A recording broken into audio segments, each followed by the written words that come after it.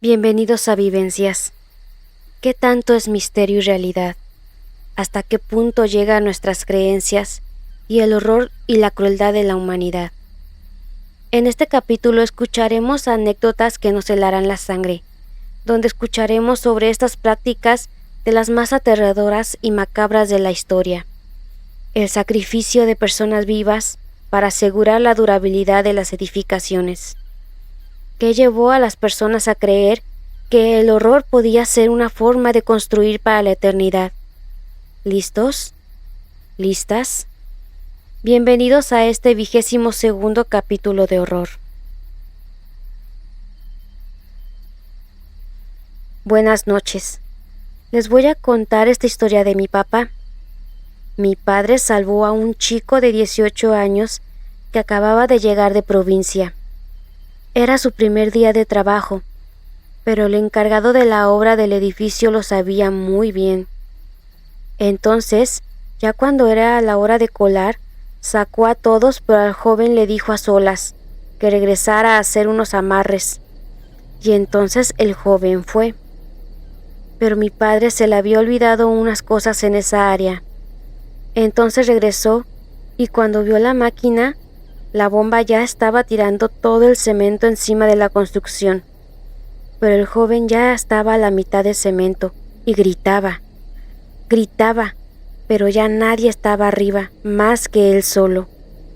Pero mi padre lo escuchó, y como ese cemento se seca muy rápido, con trabajo lo pudo sacar. Pero mi padre comenzó a gritar que lo ayudaran, y gritaba que pararan.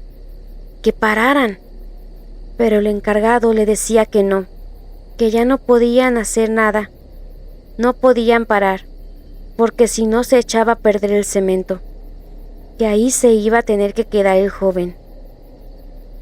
Y él le gritó y le pidió ayuda a todos los demás trabajadores que lo ayudaran, que no lo dejaran morir, que podían ser ellos o sus propios hijos. Entonces ya entre todos los trabajadores se opusieron a que siguieran vaciando la mezcla. Corrieron a ayudarlo y a sacarlo, hasta con palos para picar el concreto, y detuvieron al de la máquina. Se tuvieron que ir sobre de él para que se detuviera la revoltura, de vaciarla. Entonces, ya con mucho trabajo, pudieron sacar al joven, y el encargado de la obra se molestó mucho con él, y lo corrió. Pero mi padre le dijo que él no estaba para esas tonterías. Y le dijo el encargado que a poco él iba a pagar el cemento que se había echado a perder, que ya cuando quedan así, ellos se tienen que quedar adentro, enterrados. Pero pues el mismo encargado fue el que lo envió para que se quedara enterrado allí. Pero si toman a las personas que vienen de provincias, porque vienen solas y están lejos de su casa, y es más fácil decir que sí, que ellos salieron de la obra, cuando en realidad nunca lo hicieron. Buenas noches. Les contaré esta vivencia de los famosos pilares humanos. Cuando trabajé como albañil en el segundo piso del periférico, yo y otros 20 compañeros más nos dieron la tarea de revocar partes de los puentes, pero en un tramo, en especial en la sección 8, encontré una bota pegada al piso posterior del puente. Mi compañero solo asentó con la cabeza y me dijo: «Síguele, no has visto nada». También cuando trabajé en el Hotel Río de Nuevo Vallarta, pasó lo mismo. Vi ropa y zapatos en las cimentaciones. Casi en todas las construcciones pasa esto, y es un tema del cual jamás saldrá a la luz, porque no hay forma que personas con suficiente sentido común puedan aceptar que deben de dejar a alguien para que cuide la edificación. Buenas noches. Ya he leído muchas cosas así, y es verdad. Yo creí que era mentira, pero aquí llegó un huracán muy fuerte llamado Odile, y en grandes lugares donde estaban construyendo, o al menos eso fue lo que se decía, que los cuerpos estaban saliendo por la corriente del agua. Y a los meses llegó un sobrino de mi padrastro a trabajar en obras. Todo bien, él trabajaba bien, pero un día llegó gritando y llorando horrible, que al momento de que la máquina empezó a cargar una piedra muy pesada, a un compañero de él le mandaron junto con otros compañeros a mover la piedra. A uno de ellos la piedra lo partió por la mitad. El muchacho llegó gritando horrible y llorando, y en sus ojos se miraba el pánico. Dice que lo enterraron en la cimentación y dijeron que ahí nunca pasó nada. El muchacho venía de Puebla, si no mal recuerdo, y exactamente venía solo, sin familia. Por eso sí creo todo eso, porque una persona muy cercana a la familia lo vio. Cuídense mucho y jamás confíen. El Azteca es el estadio más grande de México, el segundo del continente y el séptimo a nivel mundial, con capacidad para 87,000 espectadores. En su cancha se han celebrado 2 Copas del Mundo, de 1970 y 1986, unos Juegos Olímpicos de 1968 y cientos, si no, es que miles de épicos partidos de fútbol. Todo esto es lo que nos cuenta la historia oficial, pero la narrativa secreta de las cosas tiene más que contar. La leyenda urbana cuenta que varios albañiles que trabajaron en la construcción azteca fueron enterrados vivos en los cimientos del Coloso de Santa Úrsula con el fin de asegurar que la construcción fuera más sólida, tal y como lo dictaban los usos y costumbres en esta zona de la ciudad. Esta macabra historia indica que era una práctica muy popular en el siglo XIX, cuando se utilizaban niños como tributo a los entes sobrenaturales. Con la siembra de los cuerpos se aseguraban que la construcción nunca fuera derribada. Antes de seguir con estas vivencias, te invitamos a que nos sigas para crecer juntos en este lindo proyecto. También que le des a la campanita para que no te pierdas ningún video nuevo, y un like, un comentario, y comparte este video para que nos trate bonito el algoritmo de YouTube.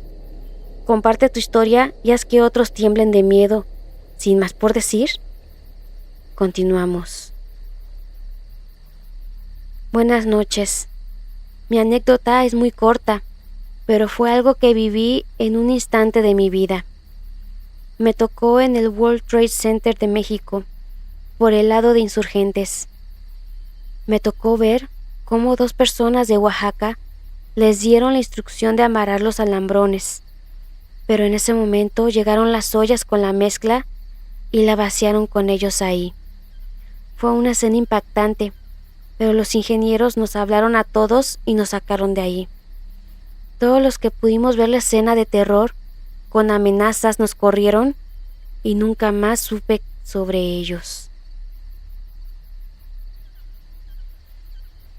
Hace muchos años, yo trabajaba en una empresa que le daba mantenimiento al estacionamiento del World Trade Center, y el ingeniero que estaba encargado me platicó que quitaban unas columnas que no sostenían nada, solo hacían espacio, y se tenían que quitar para crear más espacio en el área, y que en una de las columnas vacías encontraron restos humanos.